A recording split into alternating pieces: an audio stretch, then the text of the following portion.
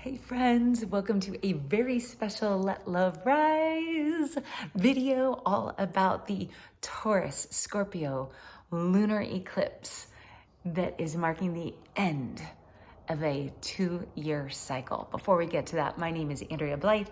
I'm the creator of Let Love Rise. We are a community of people who are passionate about freeing ourselves from stories that no longer serve. And we do this by tapping into the energies of the universe and the power of our mindset. So tonight, there is the gathering of the divine here in my home, where when I say tapping into the energies of the universe, I'm going to start by leading us in a moon circle, a time of reflection, a time of understanding about what is happening astrologically. And that's what I'm going to get to just momentarily here on this video.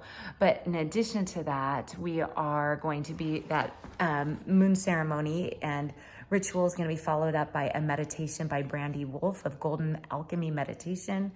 And then we have a wonderful 4-course dinner prepared by Chef Matt, the dancing chef. So that is taking place here momentarily.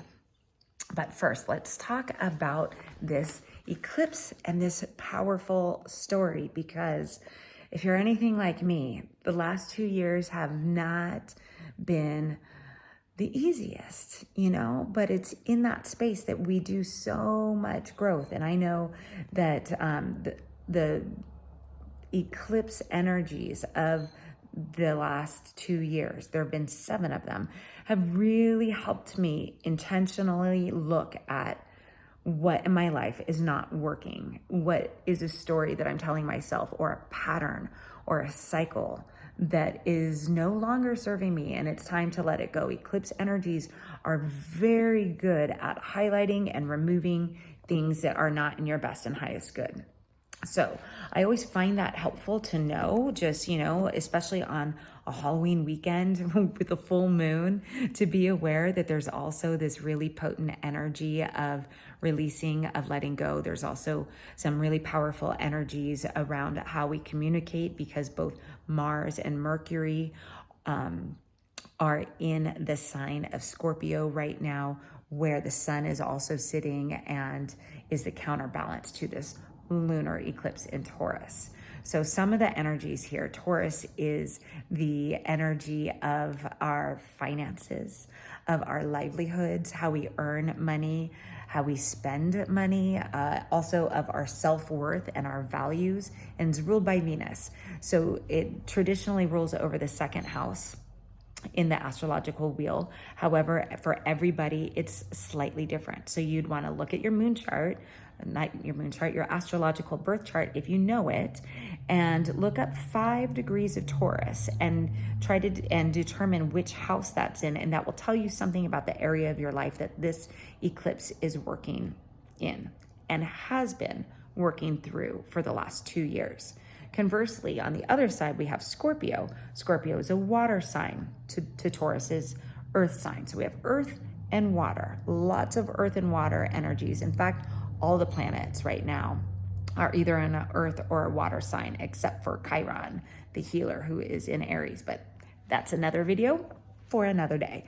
So Scorpio is traditionally rules over the 8th house, and that is other people's finances, other people's resources, partnerships. It could be loans, it could be debts, it could be mortgages, it could be a balancing of money. And there's also like a mystery in the waters, right? Like, we can't see very deep into the ocean, and we still don't know the depths of our ocean floor. So if you think about waters, Scorpio has that water energy that also rules over our bodies and our emotions. And so we've got lots of beautiful, powerful energies happening right now.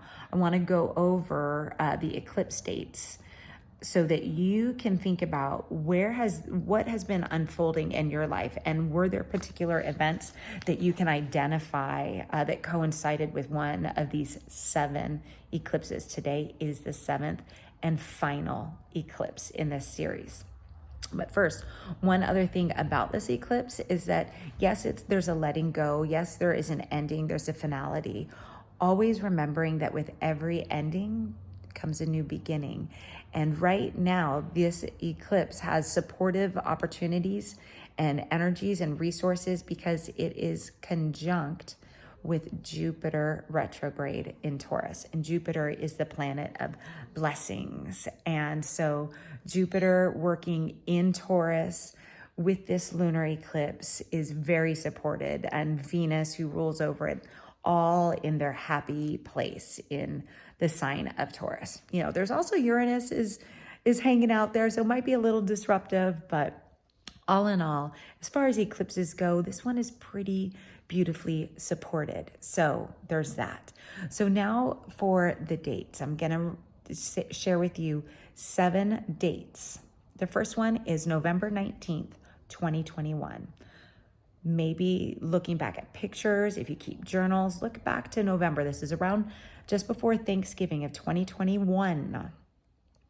Fast forward to April 30th of 2022. That was the second of the eclipses. The third was 2 weeks later, May 16th of 2022. And then back into the fall for October 25th of 2022. Then to the spring. The last one we had was on May 5th of 2023. And now the grand finale, the closing of this door, this ending chapter is today. In fact, it's happening right now as I film this video, October 28th, 2023. Of course, where I am in Boise, Idaho, the sun is out. This eclipse is not viewable here. It is mostly over in Africa and on the other side of the world where the sun is set, right? It's the opposition. It's an opposition. So for me, when I think about this eclipse series, first of all, I did write a blog on it that really walks through the details and shares some pictures of the story that my family and I have gone through. And it is called The Scorpion and the Bull. It's on Let Love Rise. And there's lots of links inside of that blog post to previous chapters in my life, the stories that I had written from that came out of that eclipse time, because there were some really important things happening in my life. For example, I just moved to this house in November of 2021. I had been here maybe a month. I got my new puppy in November of 2021. Back in April, my son graduated from a very challenging therapeutic boarding school and came back home. I created the Sisterhood of the Moon. I started Let Love Rise, the vlog, this YouTube channel during that lunar eclipse back in May. October 25th, there's nothing coming to mind right now. I know I wrote about it, so there's stuff still there. But then May 5th was right after my fabulous 50th birthday, and I got COVID. So on May 5th, that eclipse, I remember being sick again. It was the second time I had it, and was kind of forced back into this reflection. Like, so much positive momentum had been happening, and then it was like this physical need to rest and to heal on that May 5th. And then here we are, 2028. It is not 2028, people. It is the 28th of 2023. And I'm getting ready to do something that I love, and that is hosting people in my house to have really intentional conversations and listen to music and tap into their spirit and their energy and their soul and think about what it is that they are releasing, what is no longer serving, and what it is that they want to embrace in. So we're doing that, and it's such a big deal for me because for years I used to host parties all the time.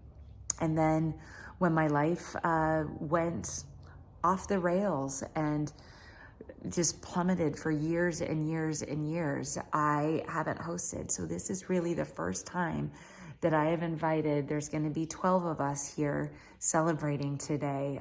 So it's my first really big dinner party and return into this space that I love so much, which is welcoming people into my home, feeding them delicious food that I don't even have to cook, and sharing with them opportunities and creating space for, like I said, this meaningful conversation, and then also just whimsical fun. So we are going to be dressing up tonight. I am not 100% sure what the full outfit is going to be, but it is just going to be in the spirit of fun, of letting go, of community, of dreaming, of just accepting where we are on life's journey and knowing that there is always a higher purpose. And sometimes when we are in the darkest nights of our soul, we are doing the most powerful work. I know that I have had so many nights in these last 2 years that were they were dark and they were sad and they were scary, and I felt alone and never unsupported, but I had to work through it. Rumi has this beautiful quote, the mystic Rumi. It says, "The path is yours and yours alone to walk. Others may walk it with you, but nobody can walk it for you." It's in those dark nights where the cocoon, the chrysalis, where the butterfly gains the strength for its wings so it can fly. And for me, these last 2 years, it has been the dark night of the soul. It has been the chrysalis. It has been a journey in reworking my abundance mindset, of letting go of thoughts about how I can earn a living, learning how to really love myself in ways that I didn't even know that I wasn't doing, until it became apparent that, like being alone was really, really hard. But I have done it. I have faced it. And I am so pleased to say that the life that I am living now is more beautiful than I have ever dreamed. And so I just want to give you the encouraging word that if there is a dream in your heart, today would be a really beautiful day to set an intention, to let something go, to make space for something new, and know that life is for you. The first guest has arrived for this evening, so I am going to sign off now with so much love and gratitude for you for listening to this. May you have a beautiful Taurus lunar solar eclipse, and the light in me honors the light in you. We'll talk again soon. Bye-bye.